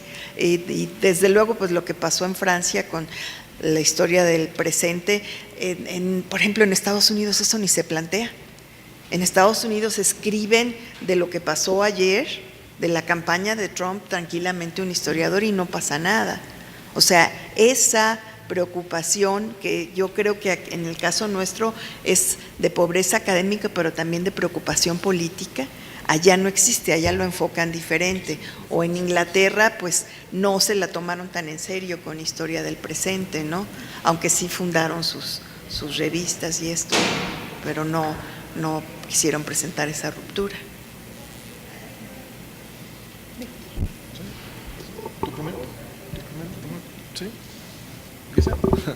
Sí. Bueno, muchas gracias por la exposición. Me llamó mucho la atención, me pareció muy interesante este énfasis que hizo al principio y al final sobre la diferencia entre historia y memoria, ¿no? Que comparto. Sin embargo, sí me parece, o me gustaría recalcar, que creo que las memorias, por no decir la memoria, sí son historiables, ¿no? Es decir, en el sentido de aquella narrativa que escoge un grupo y que le da identidad, ¿no? Y que está más allá de la versión oficial, ¿no? Pensaba, por ejemplo, en los antimonumentos de Reforma, que le dan un sentido a un colectivo, lo de los 43, o el cubilete, por ejemplo, que le da a los descendientes de los veteranos de los cristeros, ¿no? Eso sería por un lado. Y la otra, o lo que quiero preguntar es más bien, creo que ¿cómo entenderlo como una perspectiva de análisis de la historia del presente? Es decir, metodológicamente, porque vemos que se repite, ¿hay algo que lo particularice? ¿Algo que, digamos, lo haga completamente distinto a cualquier otra forma de hacer, de historiar? ¿O prácticamente es solo, en este caso sí, la cercanía temporal, ¿no? Y felicidades por la exposición. Sí, gracias. Mira, Veremundo, yo creo que no hay unas herramientas distintas, como decía César, es una caja de herramientas con la que abordo igual la historia de hace 500 años que la historia de Yo Soy 132 o de Ayotzinapa, ¿sí? Entonces, sí, efectivamente, lo que cambia es la cercanía. Y entonces, esa cercanía es lo que nos podría llevar a confundir la memoria con la historia. Desde luego la memoria es parte constitutiva de la historia, pero es una memoria trabajada, es una memoria confrontada, es una memoria donde se hizo crítica de fuentes, ¿no? Donde hay una interpretación a partir de una postura, siempre desde hoy. Entonces, pues yo pienso eso respecto a ¿cuál era la otra? La segunda fue la que me respondió, la de sí, la cuestión metodológica. La primera era, usted decía no confundir historia con memoria. Yo lo que decía es que al final de cuentas las memorias también son historiables, ¿no? Sí. Es decir, tenemos que analizar lo que le da sentido, o una narrativa que le da sentido a un colectivo, ¿no? Sí. Y no pensarlo solo como que cuando hablamos de memoria es algo oficial, ¿no? Que era lo que sí, decía. No. Las que son oficiales son en general los lugares de memoria, ¿sí? Pero las memorias, no, pues pueden ser múltiples y a veces confrontadas, ¿sí? E incluso, ¿sí?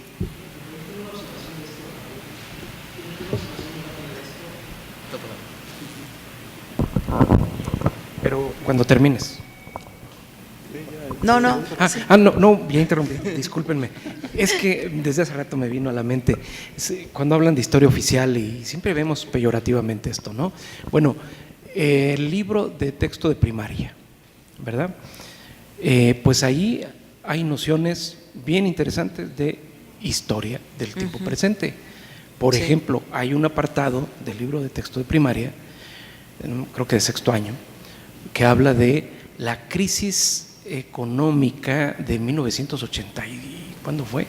La devaluación y esto del 88, no sé. 82. De 82. Perdón, 82. De 82, sí. Y dice uno, caray, qué interesante, ¿no? Que en el libro de texto de primaria de historia aparezca este tema. Y para quienes trabajamos en ese libro fue una lata escribir esa parte, precisamente, que se salía de un esquema de historia oficial, tradicional y oficial de historia. Sí, yo creo que en los libros de texto ha habido muchas versiones y muchas han tratado de ir a contracorriente de esta historia oficial así de bronce que se ha construido.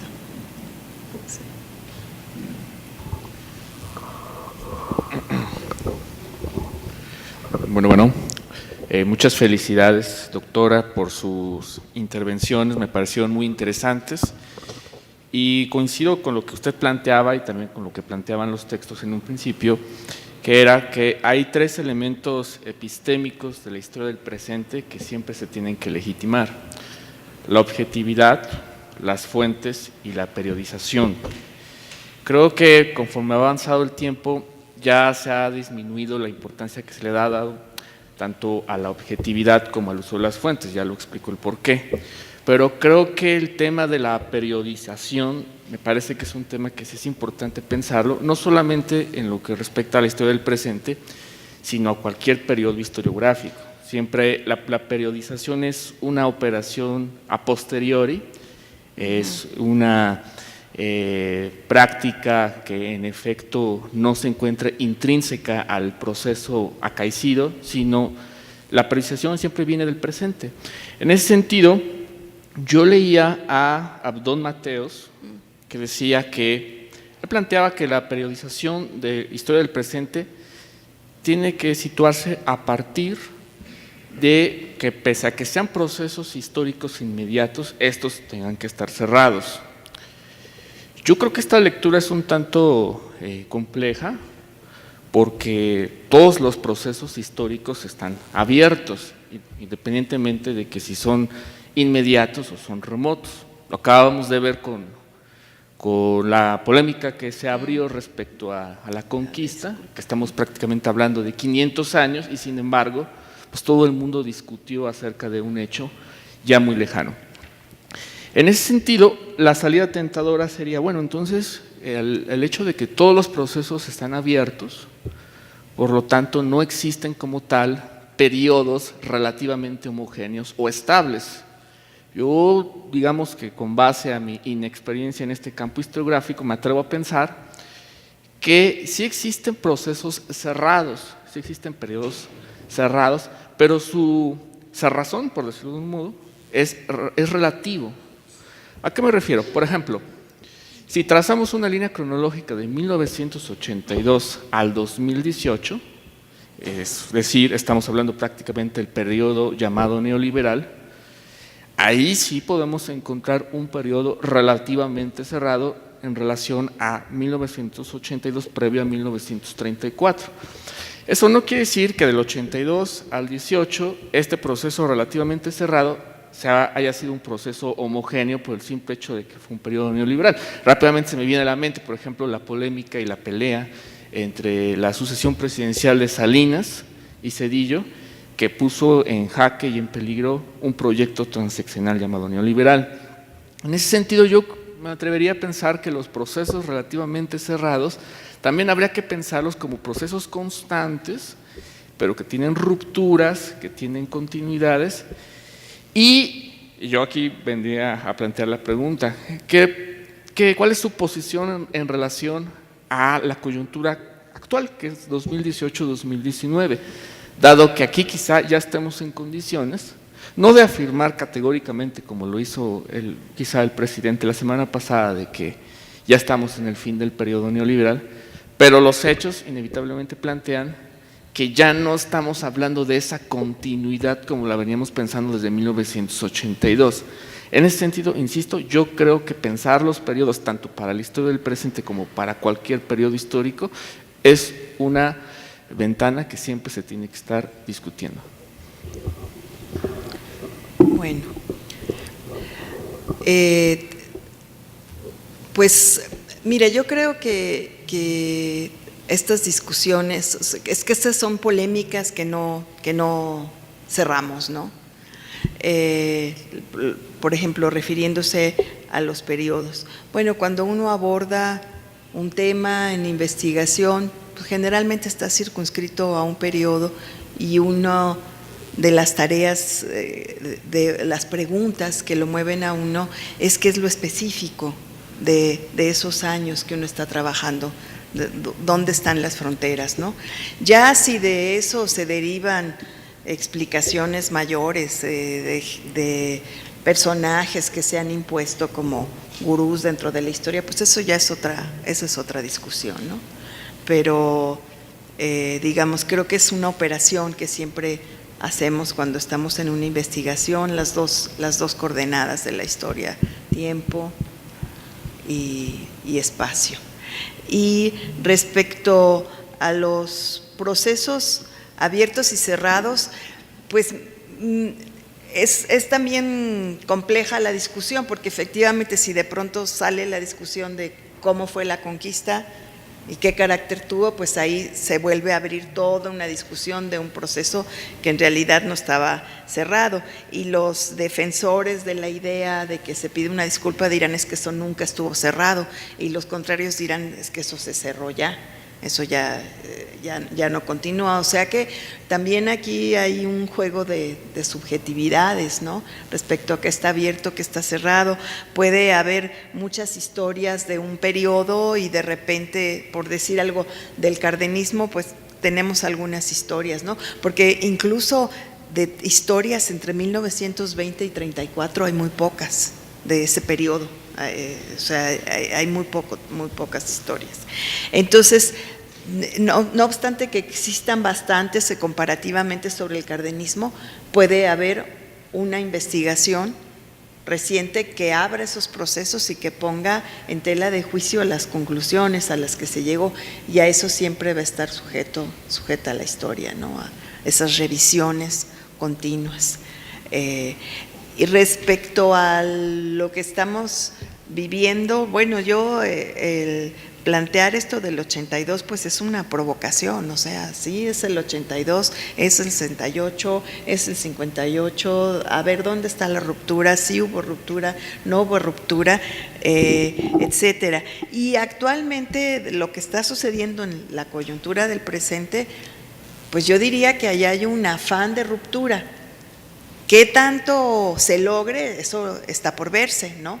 Pero sí hay un afán de ruptura y además hay un cambio de élite, que esto sí es muy importante, ¿no? El grupo que subió, aunque hay algunos personajes que provienen del pasado, pero en realidad sí representa una ruptura con respecto al grupo que había estado dominando la política en los últimos años, ¿no? Por ejemplo, ahora, por decir algo así como muy obvio, vemos que el grueso de las personas que están en la administración pública provienen de la UNAM, provienen del Colegio de México. En los años anteriores, sobre todo a partir del sexenio de Fox, había una presencia muy importante del ITAM. Entonces, yo creo que sí hay un cambio de élite, pero si esto va a ser una ruptura, pues es algo que está por verse, ¿no? En el futuro, diría yo.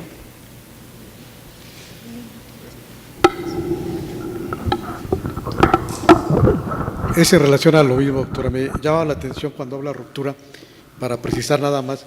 Cuando usted se refiere a ruptura, lo debemos entender como un cambio de paradigma o como una modificación del paradigma existente en lo social, político y económico, porque a lo mejor los que tenemos un poquito más de 40 años, que nos ha tocado vivir del 82 para acá, y que supimos lo que fue el Fobaproa, la cartera vencida, y que gente se suicidara porque no pudo pagar sus tarjetas, le quitaron su casa, su carro y demás. Y después vimos estos cambios en lo económico, fueron brutales, y que sí creo que somos una generación traumatizada por los cambios económicos. Y nos damos cuenta que lo político, como bien lo dice, ha sido gradual, y lo que hemos visto es una circulación de élites nada más, no un cambio. Y en cuanto a lo social, efectivamente yo no percibo grandes cambios sociales, ¿no? Cuando todavía este proceso de un nuevo grupo político en el poder, quienes fuimos a votar o hicimos observación electoral, por ejemplo, nos dimos cuenta que la ciudadanía ni siquiera quería participar como funcionarios de casilla, y que en muchas de las casillas donde fuimos a votar había 3 o 4 gentes cuando debía haber 7, ¿no? Entonces, ese tipo de cuestiones para hacer un análisis histórico o de trascendencia histórica necesariamente tiene que conllevar los cambios sociales, políticos, económicos, o desde un punto de vista histórico son independientes, y podríamos decir, a ver, yo hago un análisis o me enfoco como objeto de estudio en lo económico, en lo social o en lo político, y hago un poco de lado los vasos comunicantes que pudieran incidir en cada categoría, ¿no? Bueno, yo creo que un cambio de paradigma es algo muy, muy grande, y que cuando nosotros estamos hablando de lo que estamos investigando, pues tratamos de establecer cuáles son las rupturas y las continuidades respecto a lo que existía antes del proceso o de los acontecimientos o del acontecimiento que estamos estudiando. Entonces, creo que nosotros lo vamos calificando en lo fino, porque pensar en ruptura de paradigmas es algo mucho más grande, ¿no? Entonces, pues depende, ¿no? A lo mejor con el fin de la Guerra Fría sí hubo una ruptura de un paradigma, de que había 2 posibilidades de sociedades ahí, y se acabó eso. Pero cuando hacemos nosotros historia, cuando hacemos investigación, pensamos en cosas más menudas, más cercanas, y no tanto en estos grandes terremotos o cambios.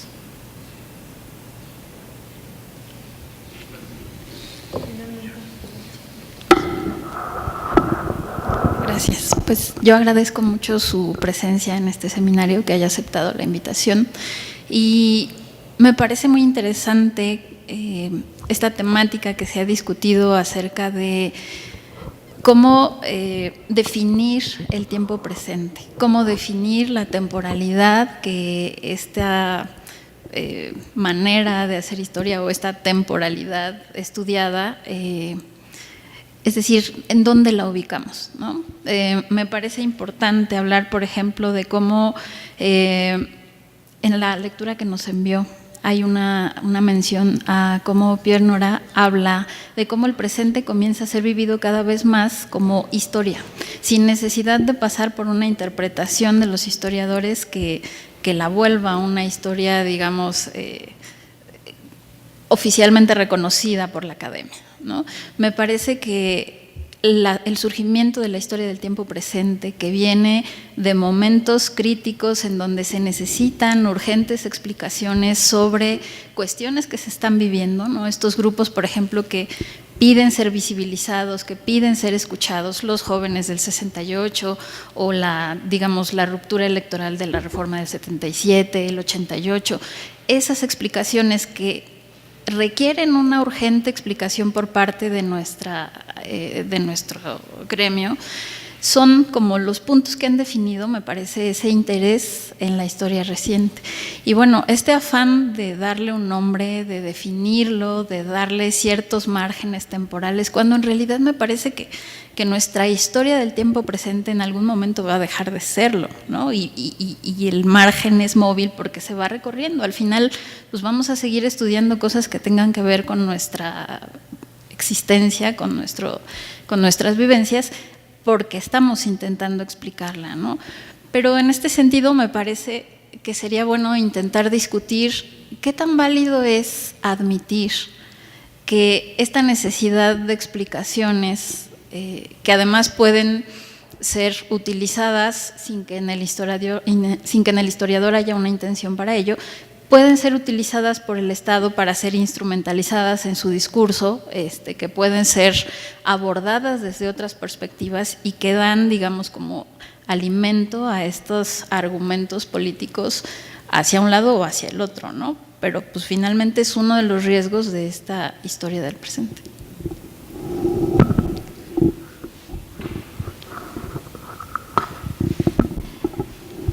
Bueno, pues yo agradezco a todos ustedes su presencia, sus observaciones, sus comentarios, porque como les dije en un inicio, más que algo terminado, es algo que está abierto a la discusión, en donde hay puntos de vista polémicos que tenemos que seguir considerando y que sí, efectivamente hay una demanda de la sociedad por trabajar cosas que en este presente nos están acuciando, ¿no? Y entonces, y dejar esta pobreza de los que ven la historia como algo que tiene que pasar mucho tiempo para que podamos hacerlo.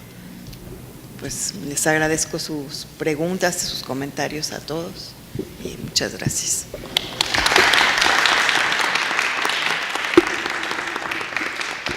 Bueno, gracias a los asistentes a esta sesión. Muchas gracias a la doctora Carmen Collado. Le hacemos entrega del reconocimiento por su asistencia el día de hoy. Solamente recordar que el 30 de abril se cierran las inscripciones para el seminario. Es necesario llenar la ficha de inscripción. Quien tenga interés en obtenerla puede acercarse ahorita. Vamos a tener durante este año 9 sesiones. Esta ya es la segunda. Aquellas personas que completen su proceso de inscripción y que al final del año acrediten 7 asistencias, pueden optar por la constancia que emite el INERM. Y finalmente, compartirles que hoy a las 6 de la tarde vamos a tener la conferencia con Serge Grushinsky, La máquina del tiempo, para quien guste acompañarnos. Muchas gracias.